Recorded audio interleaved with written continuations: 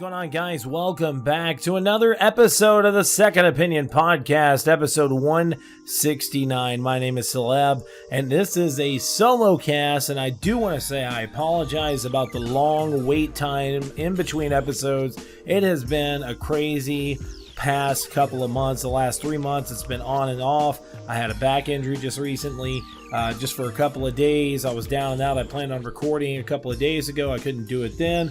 Work has been crazy. It's just I have been going non-stop for the last 3 months, and I haven't really had a chance to get with everyone else and do a show. So tonight we are doing a solo cast, and this is the 169th episode of the Second Opinion Podcast. So we're going to start it out like we always do. What have you been drinking? What have you been gaming? I am actually drinking a beautiful brew by Odell Brewing Company. It is the Runoff Red IPA. I definitely suggest that you try it out. Now, gaming-wise, I have been playing tons and tons of Far Cry Primal. The game itself is fantastic.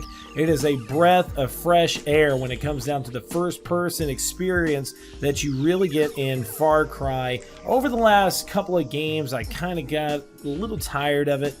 From a stretch from Far Cry 2 to Far Cry 3 to Far Cry 4. Far Cry 4 was not really my favorite of the series, but Far Cry Primal is by far one of the best in the series, and it is a fantastic game. I definitely think you guys should check it out. I've also been playing Plants vs. Zombies Garden Warfare. I got to play some of the Division beta, and been playing some other games here and there. So this is going to be a quick cast. I'm going to talk about a couple of news items, and then we're going to move into something that I really want to talk about, and hopefully you guys know what I'm talking about by seeing what the episode art is, and it has to do with Street Fighter V. So first up, we're going to talk about the Batmobile that is coming to Rocket League as DLC. There is a Batman vs. Superman DLC that will be coming out on PlayStation 4, PC, and Xbox One. It'll be coming out March 8th because the movie and everything else, I guess they don't really want to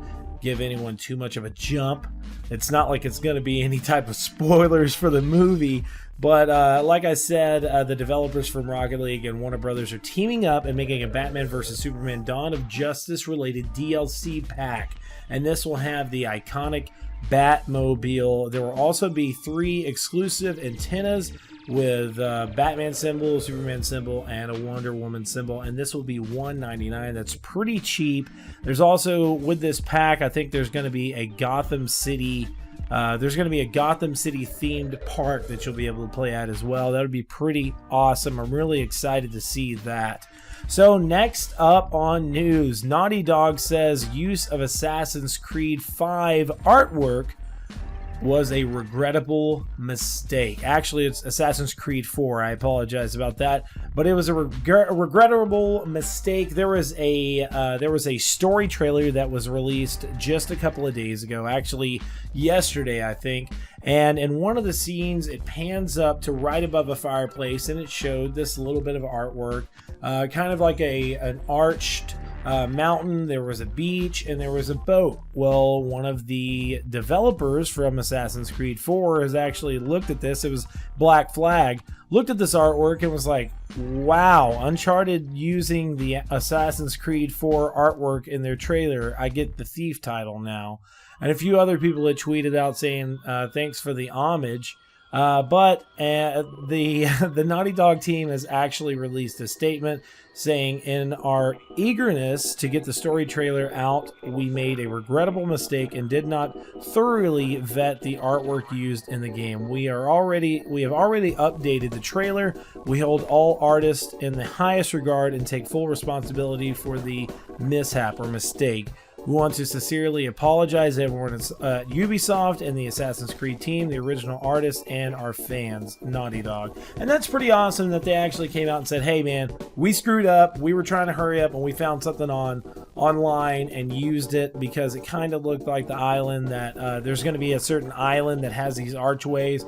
Well, they've updated it, and the picture that they have above the fireplace more or less kind of looks a little bit more like the artwork that you would think would be in the game compared to a boat picture that they just found online. So, or wherever they found it. I don't know if they found it online or if they were just like, hey, we're just going to use this artwork.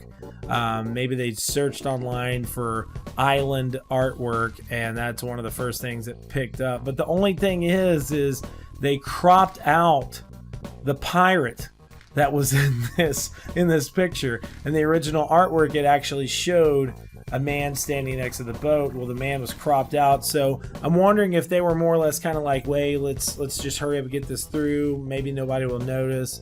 Let's just get this in there. And then they noticed it, and they were like, okay, well, they noticed it. Let's get it changed. So big shout outs to them for at least changing it. Let's say that. So topic number 3, Doom on Xbox One comes with backwards compatible Doom 1 and Doom 2. Now, this is pretty fantastic. Whenever you purchase the new Doom game or even pre-order it on Xbox One, you will get the original Doom and Doom 2 that were re-released for the Xbox 360 on Xbox Live Arcade for free with your Xbox One copy of the upcoming Doom, which is releasing in May, and I am so stoked for it. But this is a pretty fantastic backwards compatible kind of deal. I guess if you buy it on Xbox One, you can get some additional games with it as well. That's pretty fantastic for anybody that hasn't played the original. I don't know where you've been, but this is your time to play it. You get to play the new school Doom and the old school Doom. So next, I want to talk about Street Fighter V. And basically why I really don't think it's that bad of a game. Let me take a drink real quick. I needed that. I really don't think Street Fighter V is that bad of a game. I actually think it's kind of got a little bit more of a crappy rap than what it deserves. Now, let me say this. I did get the game for free. I got it as a prize, and I actually got to play it a day before the game came out. And for me, it's really not that bad of a game. I think the core fighting mechanics of the game are fantastic. The graphics are unbelievable. The stages that were available day one were pretty awesome. Do I think they could have added some extra characters? Yes. Do I think that 16 characters on a launch game that was $64.94 and was not up to par on its online, was barely, it didn't even have player versus computer on the game whenever it launched. Do I think that the price of that was a little ridiculous? Yes, I do. I don't think that gamers should have to pay $64.99 or $64.94 or whatever the total cost is wherever you live. I don't think they should have to pay the full total price of a game if it is not actually released complete. Now, when you come back to the whole aspect of what we've seen in the past with games literally launching that are just broken, there's nothing, that's just the bare bones of a game. The one game I look at that was a total jip was Evolve. And to any of my friends out there that work for EA, I apologize. I hope you don't take this in a bad way. But it was a huge jip. It was a huge disappointment.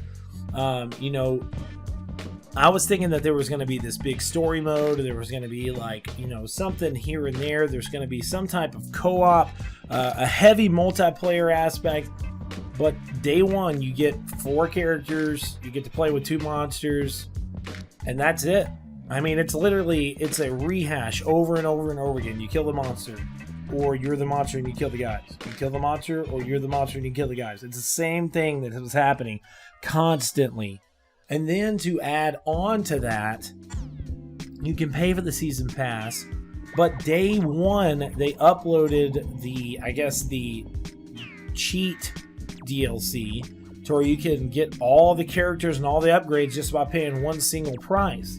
And that's the type of games that I'm really, really against. Whenever you're whenever you launch a game and then day one, you can literally unlock everything in the game if you pay an additional $39.99. No, please, keep those games out of our industry. It's one thing to buy a season pass that later on down the road there's going to be some DLC and it's $29.99 or $39.99, but day one to offer something that is $39.99. If you pay for this, it unlocks everything in the game right now. That's a total jip.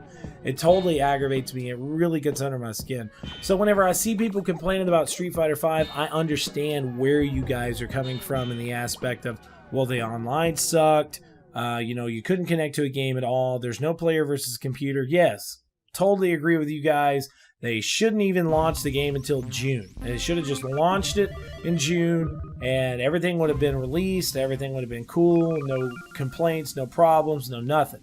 Or they could have done it like I said in my other video. They could have launched it as a beta and said, if you want all this additional content, since you already have the beta now, you can either play the game for free or you can pay an additional $39.99 and you'll get a couple of costume packs, and you'll also get the story mode, and you'll get, the online capability or something like that. That would have been a justified $39 or $49.99 that you could pay. But day one launching it in February and it not having that content and making everyone pay the full price is a little aggravating. And then also telling people, hey, you should also check out the season pass. It's $29.99.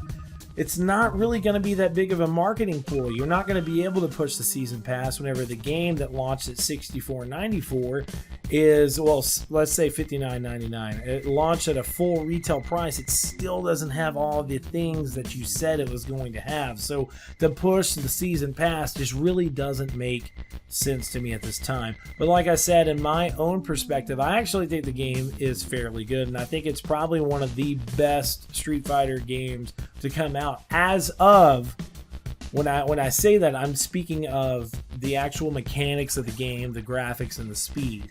Now, whenever it comes down to character selection, level selection, obviously 4 has it beat by a long shot. Even whenever you come down to the old school arcade titles of Alpha and, whatever it is, you can go back to other Capcom games of Ultimate Marvel vs. Capcom or whatever, and there was 10 times more characters that you could play with day one and levels that you can select on day one. And also there was a player versus computer mode. So it does aggravate me, yes, that they actually sent this game out and were like, hey, it's going to be awesome, play it. And then whenever people started playing it, they were like, what the fuck? What's going on? There's something wrong with this game.